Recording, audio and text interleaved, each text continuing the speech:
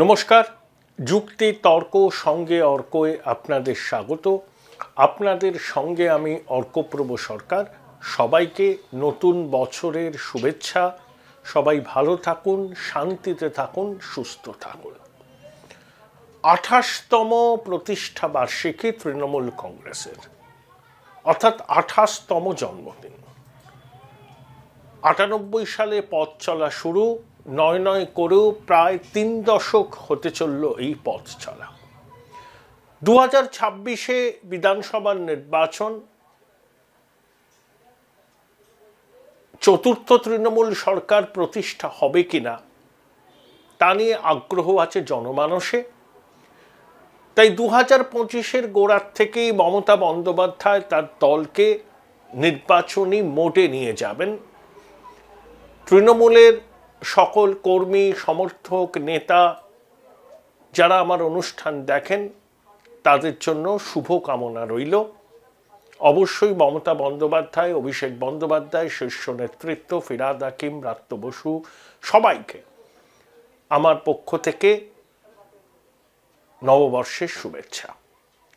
আর একটা জিনিস খুব ভালো লাগলো, দেখুন রাজনীতি তো সব জায়গাতেই আছে, কিন্তু রাজনীতির ঊর্ধ্বে মানবিকতা বলে তো একটা কথা আছে। 2023 সালের সম্ভবত 20শে এপ্রিল উত্তর দিনাজপুরের কালিয়াগঞ্জে একটি রাজবংশী নাবালিকা মেয়েকে অত্যাচার করে খুন করা হয়েছিল। তারপর কালিয়াগঞ্জ জ্বলে ওঠে, প্রতিবাদ হয়, থানা ভাঙচুর হয়। প্রধান বিরোধী দল বিজেপি সেই পরিবারের পাশে এসে দাঁড়ায়। কিন্তু বাস্তব হলো, ঘটনা ঘটা 1.5 বছর পেরিয়ে গেলেও সেই হতভাগিনীর মা চাকরিটা পেয়েছেন, এবং এই চাকরি পাওয়ার পিছনে ভূমিকা নিয়েছিলেন রায়গঞ্জের বিধায়ক, বিশিষ্ট শিল্পপতি, সমাজসেবী কৃষ্ণ কল্যাণী। ভদ্রমহিলার নাম সাবিত্রী সরকার বর্মন, রাজবংশী সম্প্রদায়ের মাতৃশক্তি। তিনি ভূমি এবং ভূমি সংস্কার দপ্তরের অ্যাটেন্ডেন্টের চাকরি পেয়েছেন। ভালো লাগলো। অর্থাৎ রাজনীতি থাক রাজনীতির জায়গায়, কিন্তু মানুষের টিকে থাকার লড়াইয়ে সহায়তা যারা করেন তাদেরকে অকুণ্ঠ সমর্থন জানাই। এক্ষেত্রে বিধায়ক কৃষ্ণ কল্যাণী তার উদ্যোগে মুখ্যমন্ত্রীর দপ্তরের সঙ্গে যোগাযোগ করে ভদ্রমহিলার হাতে নিয়োগপত্র তুলে দিয়েছেন। আজকে আমার প্রতিবেদনের মূল উপজীব্য অবশ্যই বাংলাদেশ। ওই যে ছাত্রদের বৈষম্য বিরোধী ছাত্র আন্দোলন, তারপরে নাগরিক সমিতির ডাকা, শহীদ মিনার চলো, মোটের উপর ফ্লপ। আমি বিভিন্ন বাংলাদেশি বন্ধুদের সাথে কথা বললাম, তারা বলছেন দেখুন, কেউ বলছেন 12,000, কেউ বলছেন 20,000 জনসমাবেশ হয়েছিল। 1,00,000 2,00,000-এর গল্প, ওগুলোর দাবি। তারা বিপ্লবের প্রোক্লেমেশন ঘোষণার থেকে পিছু হটেছেন, সরকারকে সময়সীমা বেঁধে দিয়েছেন 15ই জানুয়ারির মধ্যে করতে হবে। সরকার প্রথমে বলল এটা প্রাইভেট ইনিশিয়েটিভ, তারপর সরকার নিজেই নাকি প্রোক্লেমেশন তৈরি করবে। আমার মনে হয় এরকম শঙ্কর প্রজাতির সরকার বাংলাদেশে আসেনি। আমাদের নজর থাকবে। চিন্ময় প্রভু জামিন কি আদৌ পাবেন? তার হয়ে কি কোনো আইনজীবী সওয়াল শেষ পর্যন্ত করতে পারবেন? বিচারক কি শেষ পর্যন্ত তার জামিন মঞ্জুর করবেন? এগুলো কোটি টাকার প্রশ্ন। যদিও চিন্ময় প্রভুর আইনজীবী রবীন্দ্রবাবু এখন SSKM-এ ভর্তি। তিনি অসুস্থ মানুষ, প্রবীণ মানুষ, সেদিকেও আমাদের নজর থাকবে। বাংলাদেশের সাবেক প্রধানমন্ত্রী শেখ হাসিনা বিবৃতি দিয়েছেন, বলেছেন যে জালিমদের শাসনে বাংলাদেশ নরকে পরিণত হয়েছে। তিনি আশাবাদী 2025 সালের মধ্যেই বাংলাদেশে আবার ক্ষমতার পালাবদল হবে এবং আওয়ামী লীগের নেতৃত্বে সরকার প্রতিষ্ঠিত হবে। এবং তিনি এই অন্তর্বর্তী সরকারকে অসাংবিধানিক, অবৈধ, অগণতান্ত্রিক বলেছেন। এরা গণহত্যা করেছে, সংখ্যালঘু নিধন করেছে, বাংলাদেশের অর্থ ব্যবস্থাকে ভেঙে চুরেছে। এটা শেখ হাসিনার দাবি। যদিও শহীদ মিনারের সমাবেশ থেকে বৈষম্য বিরোধী ছাত্ররা বলেছেন, আপনাদের আপা আর কখনো বাংলাদেশে আসবেন না। বাংলাদেশের রাজনীতি আগামী দিনে অনেক উথাল পাথাল টানাপোড়েনের মধ্যে দিয়ে যাবে। 1 জানুয়ারি এই অভ্যুত্থানের 150 দিন। সেনাপ্রধান ওয়াকারুজ্জামান প্রথম আলো সংবাদপত্রে একটি সাক্ষাৎকার দিয়েছেন। তাতে তিনি কিন্তু সরাসরি অন্তর্বর্তী সরকারকে দেগে দিয়েছেন। দেখুন, এই বৈষম্য বিরোধী ছাত্ররা বা অন্তর্বর্তী সরকারের একটা বড় অংশ বলছে সংস্কার সংস্কার সংস্কার, কিছু সংস্কার করে নির্বাচন। সেনাপ্রধান পরিষ্কার বলে দিয়েছেন যে সংস্কার করার দায়িত্ব অন্তর্বর্তী সরকারের নয়, এই সংস্কার করবে নির্বাচিত সরকার।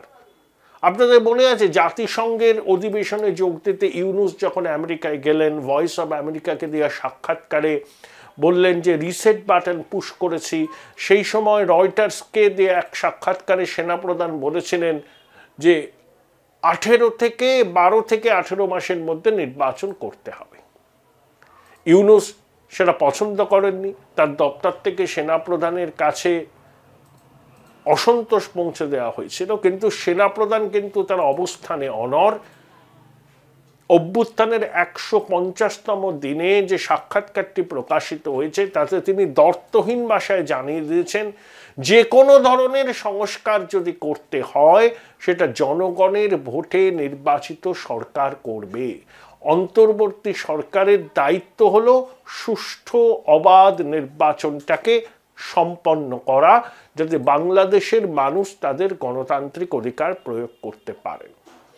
বাংলাদেশ জুড়ে গুঞ্জন চলছে যে সেনাবাহিনী শেষ পর্যন্ত ক্ষমতা হাতে নেবে। সেনাপ্রধান বলেছেন যতদিন তিনি দায়িত্বে আছেন সেনাকে সক্রিয় রাজনীতিতে অংশগ্রহণ করতে তিনি দেবেন না। কিন্তু তাৎপর্যপূর্ণভাবে এই যে বৈষম্য বিরোধী ছাত্ররা বা ইউনূসের অন্তর্বর্তী সরকারের মাতব্বররা যত ঘোষ নন্দ ঘোষ বলে শেখ হাসিনাকে বাংলাদেশের দুর্দশার জন্য বিধছেন, সেনাপ্রধান কিন্তু এই ধরনের কোনো বিষয়ের মধ্যে ঢুকতে চাননি। Join Indian institute of hotel management now. Right choice, right decision.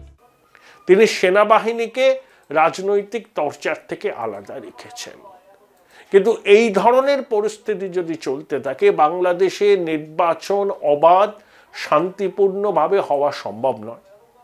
প্রথমত, আওয়ামী লীগ যদি নির্বাচনে প্রতিদ্বন্দ্বিতা করতে না পারে তাহলে সেই নির্বাচন হাসিনা জমানায় যে নির্বাচনকে বিরোধীরা প্রহসন বলেছিল তারই একটা রিপিটেশন হবে, আর কিছু না। এবং বাংলাদেশের ডেমোক্রেসি অত্যন্ত ফ্র্যাজাইল। আমার ধারণা আজ না হয় কাল সেনাবাহিনী দায়িত্ব নেবে এবং দায়িত্ব নিয়ে তারা নির্বাচন করবে, কিছুদিনের মধ্যেই করবে।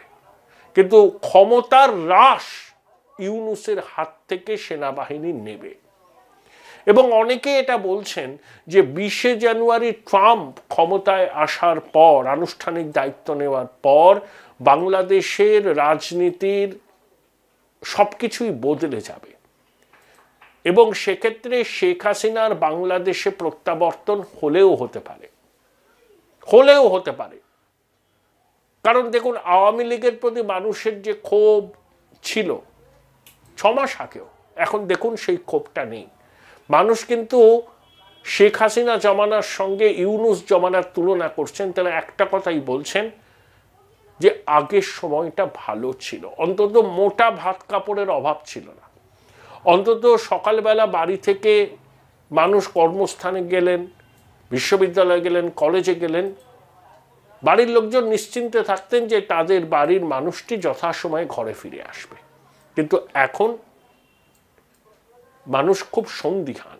যেভাবে মব জাস্টিস চলছে, যেভাবে তোলাবাজি চলছে, যেভাবে মিথ্যা মামলায় ফাঁসিয়ে দেওয়া হচ্ছে, মানুষ খুব আতঙ্কিত। তার উপরে লাগাম ছাড়া মূল্যবৃদ্ধি, বিদেশি মুদ্রার ভাঁড়ারের সংকোচন এবং ক্রমবর্ধমান বেকারত্ব। এবং বাংলাদেশ $80 বিলিয়ন রপ্তানি করার লক্ষ্যমাত্রা নিয়েছিল গার্মেন্ট এক্সপোর্ট করে, সেটা কিন্তু ধুঁকছে। বহু কনগ্লোমারেট লোক ছাঁটাই করছে, ধুঁকছে, এবং আগামী দিনে আরও ছাঁটাই এবং কারখানা বন্ধের সম্ভাবনা আছে। আর একটা জিনিস দেখুন, আমেরিকার ডিপ স্টেট যেটা বলি, আমেরিকার ডিপ স্টেট তো বাংলাদেশে এই অভ্যুত্থানের পিছনে ছিল, তাদেরই প্রতিবেশী ইউনুস, সঙ্গে আইএসআই ছিল, জঙ্গি জিহাদিরা ছিল। আমেরিকান ডিপ স্টেট ঠিক ট্রাম্প প্রশাসন দায়িত্বভার নেওয়ার আগে তাদেরই সহযোগী ওয়াশিংটন পোস্ট একটা প্রতিবেদন বার করেছে যে মালদ্বীপ আমাদের আর্কিপেলাগো, সেখানে মোহাম্মদ মুইজু ক্ষমতায় এসেছেন জিতে। তিনি প্রথমে ইন্ডিয়া আউট ক্যাম্পেনের মাধ্যমেই এসেছিলেন। ওই আর্কিপেলাগোতে যে ভারতীয় সেনাবাহিনী ছিল তাদেরকে ডেডলাইন দিয়েছিলেন চলে যেতে হবে। চীনের সঙ্গে ঘনিষ্ঠতা বাড়িয়েছিলেন। তার সরকারের দু একজন মন্ত্রী প্রধানমন্ত্রী নরেন্দ্র মোদী সম্পর্কে কুৎসা করেন। তারপর সোশ্যাল মিডিয়ায় বয়কট মালদ্বীপ ক্যাম্পেন হয়। মালদ্বীপ মূলত ট্যুরিস্টদের উপর নির্ভরশীল, সেই ট্যুরিস্ট যদি না আসে তাহলে মালদ্বীপের অর্থনীতি ঢুকবে। তারপর অবস্থান পরিবর্তন করেন মুইজ্জু, তিনি ভারতে আসেন, প্রধানমন্ত্রীর সঙ্গে দেখা করেন, ভারতবর্ষ সহায়তা দেবে, গ্র্যান্ট ইন এড দেবে, ইনভেস্টমেন্ট দেবে। মুইজ্জু একটা জিনিস বুঝতে পেরেছেন, তিনি হয়তো অন্তর থেকে তার ভারত বিদ্বেষ আছে, কিন্তু ভারতকে হোস্টাইল করে তিনি মালদ্বীপে শাসন ক্ষমতা ধরে রাখতে পারবেন না। ওয়াশিংটন পোস্ট দাবি করেছে ভারতের ডিপ স্টেট, তার মধ্যে রয়ের এজেন্ট আছে, তারা মোহাম্মদ মুইজ্জুর সরকারকে হটাবার জন্য ষড়যন্ত্র করেছিল। মুইজ্জুর বিরোধী দলের সাংসদদের এবং মুইজ্জুর দলের সাংসদদের দু একজন সেনাকর্তা পুলিশকে তারা নাকি ঘুষ দিয়েছিল, মানে ঘুষ দেওয়ার উদ্যোগ নিয়েছিল। মালদ্বীপের বিরোধী পার্টি ভারতের সঙ্গে যোগাযোগ করে, রফা হয় $6 মিলিয়ন। এই টাকাটা ভারত দেবে যাতে মুইজ্জুর বিরুদ্ধে অনাস্থা প্রস্তাব আনা যায়, কিন্তু সেটা বাস্তবায়িত হয়নি। কিন্তু ওই ওয়াশিংটন পোস্টের যে এই খবর, সেই খবরের ভিত্তি কি? ট্রাম্প প্রশাসন ক্ষমতায় আসার আগে এই ডিপ স্টেট আবার কিন্তু ভারতকে বদনাম করতে সক্রিয় হয়েছে, এটা আমাদের খেয়াল রাখতে হবে। যখন মুইজ্জুর সঙ্গে আমাদের সম্পর্ক ঘনিষ্ঠ হচ্ছে, তখন এই ধরনের অপপ্রচার করার উদ্দেশ্য হলো মুইজ্জু যাতে ভারতের সঙ্গে ঘনিষ্ঠতা না বাড়ান, তার মনে ভারত সম্পর্কে সন্দেহের বীজ রোপণ করা। আমেরিকার ডিপ স্টেট সাংঘাতিক। এই ডিপ স্টেটের মধ্যে জর্জ সোরস আছে, ওয়াশিংটন পোস্ট আছে, ডেমোক্র্যাট প্রশাসনের একটা বড় অংশ আছে। তারা সবসময় ভারতে অস্থিরতা তৈরি করতে চায়, সবসময়। এই ডিপ স্টেটই হাসিনা সরকারের পতন ঘটিয়েছে। তাই নতুন বছর সারা পৃথিবীর রাজনৈতিক রঙ্গমঞ্চে অনেক কিছু ঘটতে চলেছে, আমাদের লক্ষ্য রাখতে হবে, কিন্তু সবসময় নজর থাকবে পড়শি বাংলাদেশের পরিস্থিতির।